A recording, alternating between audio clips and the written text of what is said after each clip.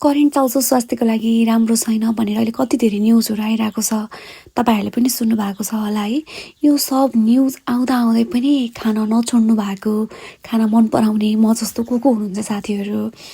यो करेन्ट चाउचाउ all time favourite के किन होला है। यसमा अब हुन त अब अलिक स्पाइसी अनि अब एकदम मिठो फ्लेभरको हुने भएर पनि होला।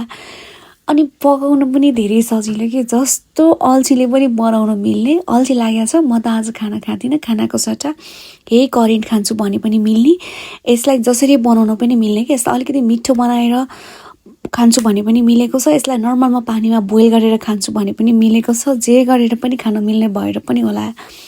जति नै न्युजहरू आए पनि यसलाई हेल्थको लागि राम्रो गर्दैन भन्ने थाहा हुँदाहुँदै, किनकि यसको कलरहरू एकदम धेरै फुड कलरहरू मिसाएको हुन्छ नि त, हुँदाहुँदै पनि हामी खान छोड्दैनौँ नि त। हामी मूर्ख हौँ कि के हो साथीहरू। तर अल टाइम फेभरेट के यो करेन्ट किन होला।